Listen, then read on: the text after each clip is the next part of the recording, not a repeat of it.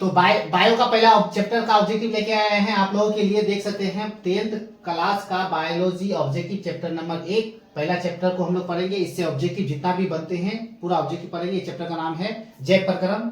पहला question very important है, वैसे पौधे जो पोषण के लिए सड़ी गली चीजों पर आश्रित रहते हैं वे क्या कहलाते हैं? तो उसका आंसर मृत जीवी हो जाएगा। मृत जीवी एक ऐसा प्राणी है जो सड़े गले चीजों को खाते हैं और पीते हैं, उसी से अपने जीवन यापन को पूरा करते हैं। क्वेश्चन नंबर हम लोग नेक्स्ट पढ़ेंगे।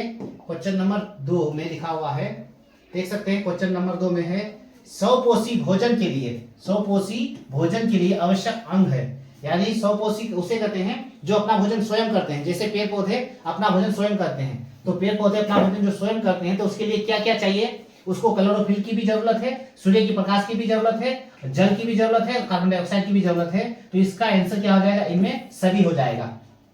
नेक्स्ट क्वेश्चन की ओर चलेंगे। क्वेश्चन नंबर 3 लिखा हुआ है यहाँ, इनमें कौन प्रकाश संश्लेषी अंगक है? प्रकाश संश्लेषी अंगक पूछा है हम लोग को। प्रकाश संश्लेषी अंगक कौन है? तो इसका हो जाएगा हरित लवक। हरित सकते हैं वायुमंडल में क्वेश्चन नंबर 4 में देखेंगे, वायुमंडल में CO2 का कितना प्रतिशत है?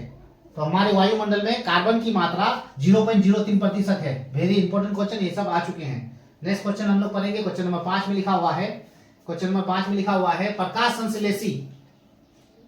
संश्लेषण प्रक्रम में निम्नलिखित में क्या नहीं होना चाहिए?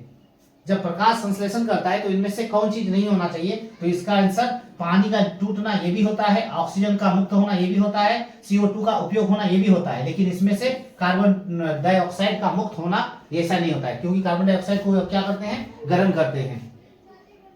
नेक्स्ट क्वेश्चन नंबर 5 पढ़ेंगे। क्वेश्चन नंबर 6 पढ़ेंगे।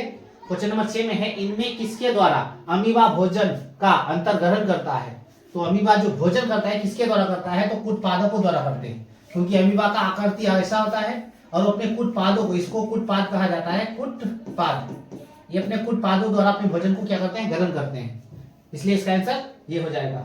क्वेश्चन नंबर 7 पढ़ेंगे। क्वेश्चन नंबर 7 में लिखा हुआ है, इनमें से किस छिद्र के द्वारा गरसनी ग्रासनली से जुड़ा होता है? क्वेश्चन नंबर 7 में है, इनमें से किस छिद्र के द्वारा गरसनी ग्रासनली से जुड़ा होता है?